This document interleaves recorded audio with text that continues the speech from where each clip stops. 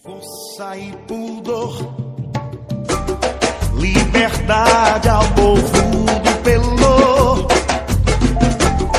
Mãe que é mãe no parto sente dor. E lá vou eu, declara a nação, pelourinho contra a prostituição, faz protestos, manifestação. Vai. Bom, primeiramente, bom dia, professor Vinícius Jalan. Bom dia. Agradeço o tempo que o senhor reservou para a gente fazer essa entrevista aqui com o senhor, que tem como temática ali falar sobre essas desigualdades políticas, sociais e econômicas que os negros sofrem praticamente desde uma origem do Brasil até o momento atual. E dentro dessa ideia a gente tem uma perspectiva que, desde ali do período colonial brasileiro, passando pelo Império Brasileiro e República até hoje, a gente sabe que os negros praticamente sofrem uma desigualdade extremamente muito grande.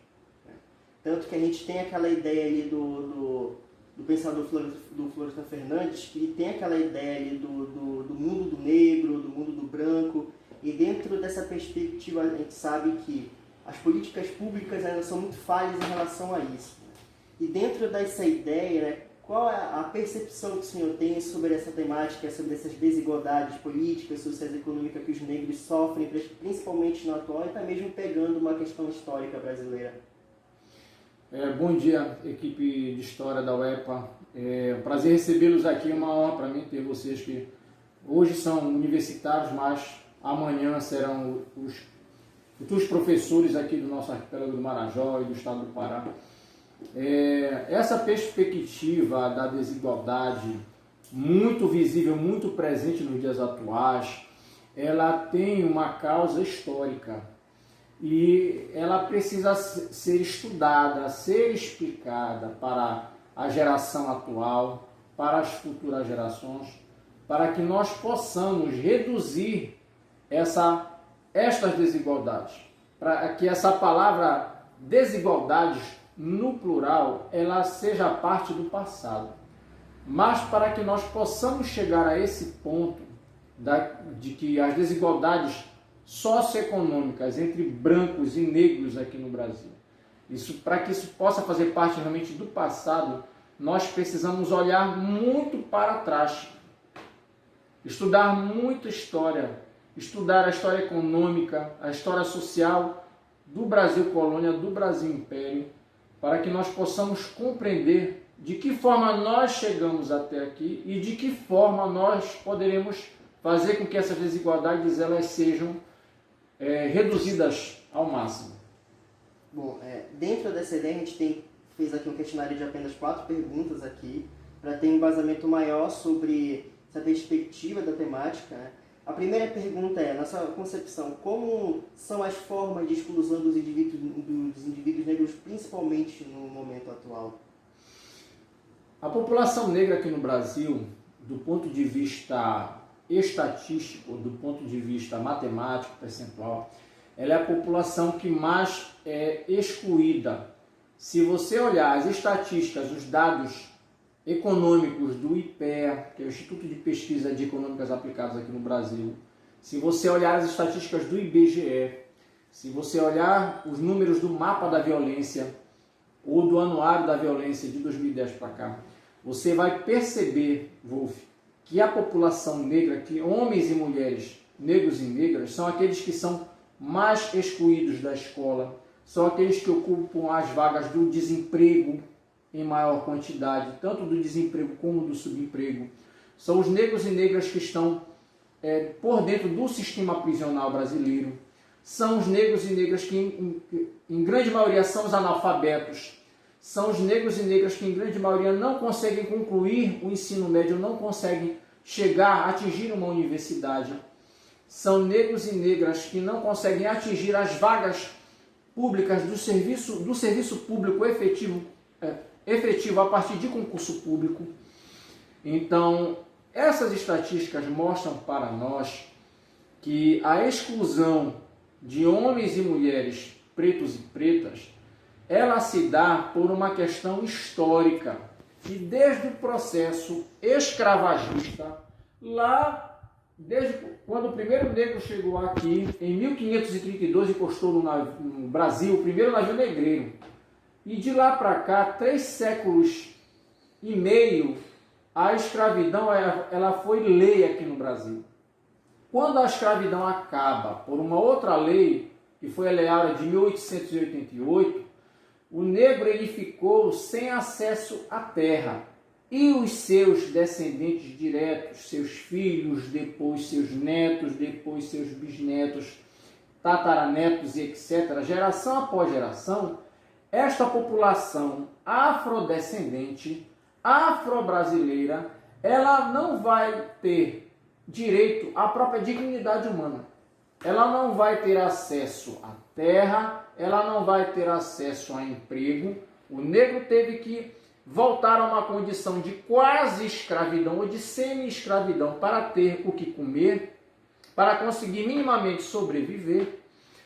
E de lá para cá, desde a proclamação da República, a gente vai ter o momento da proclamação da República, né? Em 89, nós vamos ter aí a década de 1930, com a Era Vargas, nós vamos ter o período democrático de 45 a 64, a ditadura militar, de 64 a 85. Nós vamos ter a redemocratização brasileira, de 85 em diante.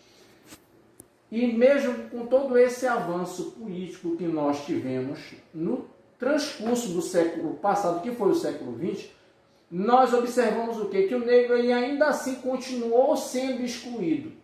E já na década de 80, e principalmente na década de 1990, que nós vamos ter uma forte discussão sobre essas desigualdades e sobre a ideia de que algo precisava ser feito. Então essas ações afro-reparadoras que hoje nós temos como política pública do Estado, elas não são um favor para a população negra. Essas ações afro-reparadoras, elas precisam ser compreendidas, ser encaradas como um dever de Estado, como uma política pública em que o Estado, que lá atrás, o poder público, que provocou, que institucionalizou a escravidão a partir de uma lei, e a partir de algumas leis intermediárias ele foi amortizando o processo escravocrata. Nós vamos ter aquelas leis que a gente estuda lá desde o ensino fundamental, né? Lei do ventre livre, lei do sexagenário, lei Eusébio de Queiroz, que foi influenciada por uma lei da Inglaterra que queria proibir o tráfico transatlântico, que é a lei do Bill Aberdeen. Então, até chegar na Lei Áurea, que efetivamente teria liberto, né, a população negra aqui no Brasil, nós precisamos compreender que este processo todo aí vai ser questionado fortemente, vai ser resgatado fortemente na década de 80, principalmente na década de 1990 aqui no Brasil, e de que algo precisava ser feito. Até que em 2003, não só por fatores internos, mas por uma pressão internacional, pressão da Organização das Nações Unidas, de que os países da América Latina precisavam agir a respeito das desigualdades socioeconômicas. E aí que em 2003 foi a primeira lei que foi aprovada no primeiro mandato daquela época do então presidente Lula. Em 2003 foi aprovada a lei que determinava o ensino da história da África e da cultura brasileira no Brasil. Depois disso, nós vamos ter a lei de cotas. Depois disso, nós vamos ter o Estatuto da Igualdade Racial, que foi sancionado também ainda pelo então presidente Lula naquele momento, em 2010. E hoje a gente vê muito pouco isso sendo abordado nas escolas. A lei do Estatuto da Igualdade Racial, que para vocês que estão fazendo a licenciatura em História, é muito importante se apropriar desse conhecimento, porque vocês vão estar com mais um instrumento na mão para fazer o enfrentamento ao racismo, para promover uma educação antirracista na escola.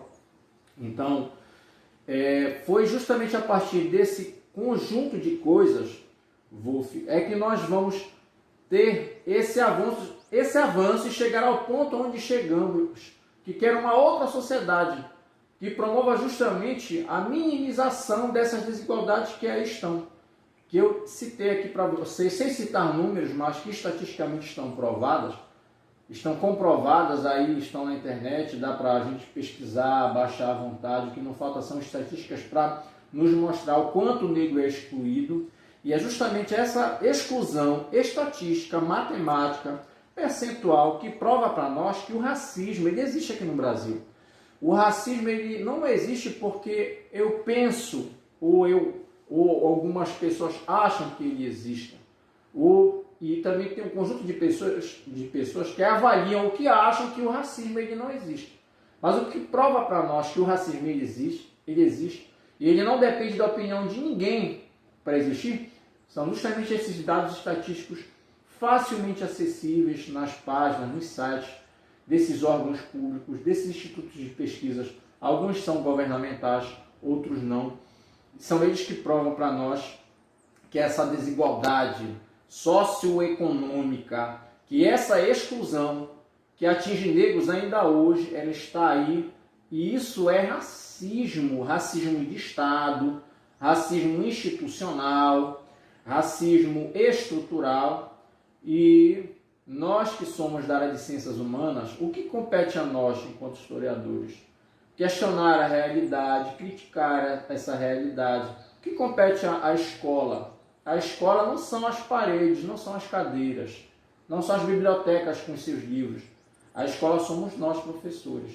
E nós precisamos compreender que nós devemos agir para mudar essa realidade, fazer com que o aluno compreenda que pobreza, miséria, fome, desigualdades socioeconômicas, que racismo são fenômenos sociais. Se você pegar hoje, o que mais tem se falado é no novo ensino médio, na Base Nacional Curricular Comum. E quando você pega o documento da Base Nacional Curricular Comum, quando você pega as diretrizes curriculares que já estão aí há muito tempo, o que você vai perceber? Que nós, enquanto educadores, devemos agir. Nós devemos mostrar para os alunos que essas ciências da sociedade, história, geografia, sociologia, filosofia, elas estão aí justamente para mostrar para os alunos que essa realidade de desigualdades ela precisa ser alterada. E nós temos um papel fundamental dentro desse processo. Bom, é interessante que o senhor falou do debate sobre a não existência do racismo, que a partir dessa perspectiva aqui, né, também, principalmente nesse racismo disfarçado, né, de ver também a perspectiva ali do Gilberto Freire, que coloca ali na década de 30 uma certa democracia racial, aí tanto que o Florestan Fernandes também vai colocar. Né? E dentro dessa ideia a gente sabe que o racismo aqui no Brasil é uma herança muito forte, principalmente ali do período colonial, né? Mesmo após o fim da abolição, o negro ainda sofre com essa perspectiva, principalmente de trabalho, do emprego. A segunda pergunta é: de que forma podemos conscientizar a sociedade sobre as desigualdades com relação aos negros no Brasil? Olha, Wolf, a educação parece um lugar sempre comum, enquanto uma solução dos nossos problemas, de todos os males sociais. Eu digo para vocês que não só a educação, mas políticas públicas por dentro da economia, políticas sociais de inclusão, o sistema de cotas que hoje nós temos aí, políticas públicas que façam a distribuição de renda aqui dentro do nosso país.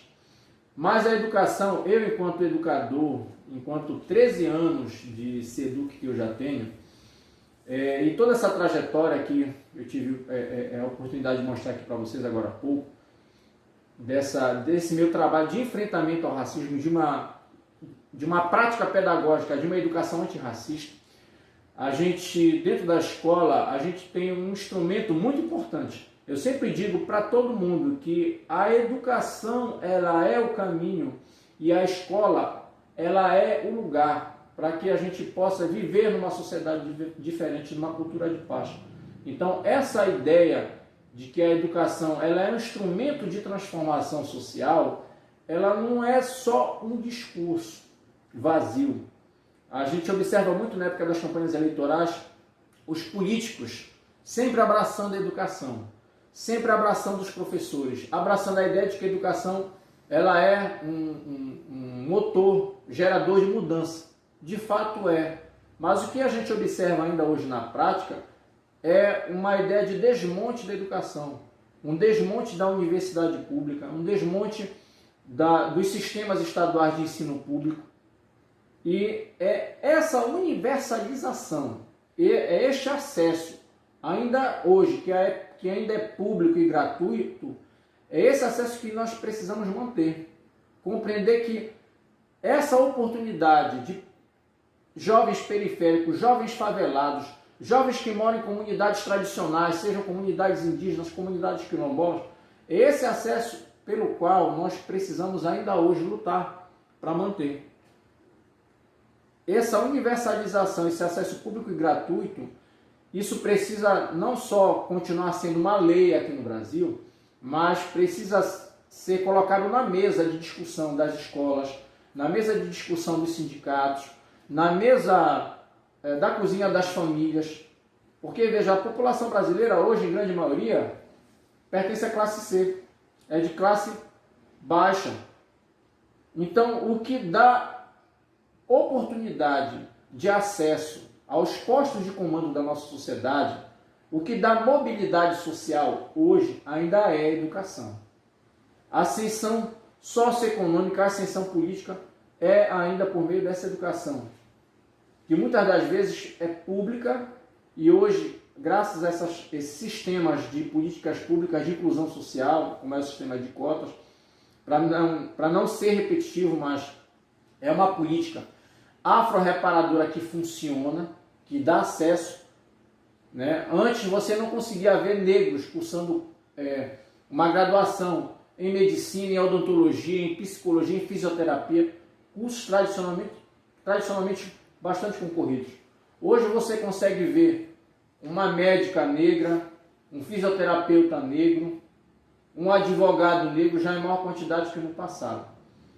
Então, essas políticas afro-reparadoras, elas devem ser vistas ainda hoje, precisam ser mantidas ainda por um bom tempo, enquanto um dever, uma obrigação do Estado que promoveu a escravidão no passado. E hoje esse mesmo Estado brasileiro, ele deve afro-reparar essas ações históricas de uma sociedade escravocrata. Como a ideia que o senhor abordou, a importância praticamente do papel da educação, que tem essa ideia, porém, de mudança, né, da estrutura das esferas sociais, né, política, social, econômica. Então, a ideia de uma educação ali, né, principalmente ali quando houve a implantação de leis, por exemplo, no governo Lula, que começou a ter um avanço social. Então, dentro dessa ideia, né, o que de fato devemos mudar dentro dessa ideia? Eu preciso abordar aqui. Eu já citei a Lei 10.639, que é a lei que determina o ensino da história da África e da cultura afro-brasileira. Eu já citei aqui a Lei do Estatuto da Igualdade Racial de 2010. Eu quero citar aqui as diretrizes curriculares nacionais. Eu não sei se eu posso fazer isso aqui no decorrer do vídeo de vocês. Isso aqui, olha, é a Bíblia do professor. Dentro das diretrizes curriculares nacionais de educação básica, nós temos várias diretrizes que estão subdivididas. E aqui no final existem as diretrizes para a educação escolar quilombola, as diretrizes para a educação das relações étnico-raciais, para o ensino da história da África e da cultura afro-brasileira, e as diretrizes curriculares nacionais para a educação em direitos humanos. Então eu quero enfatizar que estes três subitens, estas três diretrizes aqui dentro das diretrizes curriculares nacionais, elas é quem mais precisam ser abordadas dentro da escola, dentro dos sistemas estaduais, dentro dos sistemas municipais de educação pública e privada, porque essas diretrizes, elas são lei aqui no nosso país e elas servem tanto para a educação pública como para a educação privada. Então, se nós queremos fazer o enfrentamento dessas desigualdades, não tenham dúvida que a educação é o melhor caminho, porque uma sociedade consciente de que lá atrás, essa sociedade desigual de hoje, ela é fruto, ela é uma consequência efetiva de um passado brutal, de violência extrema, escravagista.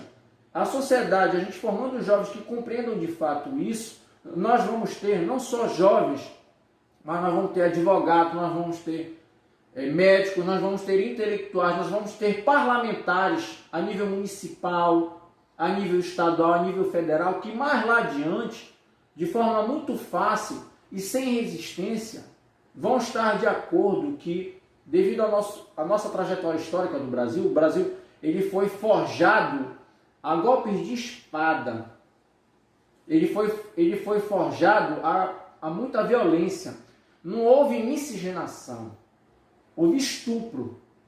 E essas relações sociais de poder aqui no Brasil, elas têm como consequência essas desigualdades, e a educação, ela hoje, não tenham dúvida disso, ela é o lugar, ela é o caminho para que nós possamos justamente diluir, reduzir, minimizar essas desigualdades. E a gente tem hoje um conjunto de leis. Nós temos vários marcos, quando eu digo marcos jurídicos, nós temos muitas leis, um sistema de leis que hoje estão a nosso favor, a favor dos professores, a favor dos professores das ciências humanas, a favor dos historiadores, que não estão só nos dando uma direção, um direcionamento, uma orientação curricular, mas estão dizendo, determinando para nós o que nós devemos fazer, como nós devemos fazer dentro do ambiente escolar.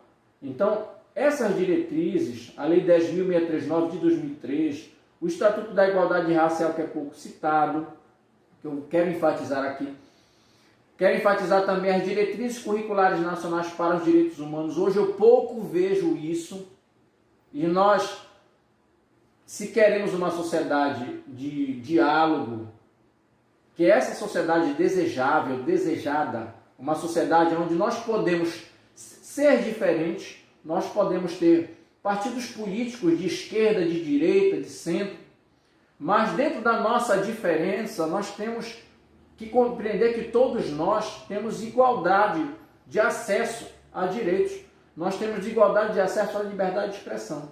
E quando a gente, é tão lindo estudar, e é tão lindo construir uma prática pedagógica, onde a gente possa mostrar para o aluno que, independente dessa nossa diferença ideológica, política e partidária, mas nós não precisamos usar de violência, sair no tapa, sair no soco, como se fosse briga de torcidas. Nós podemos ser Remo e Paysandu, mas nós devemos nos respeitar. Nós somos diferentes, mas dentro dessa democracia, dentro desses sistemas educacionais, nós precisamos trabalhar para que o diálogo seja a nossa única arma.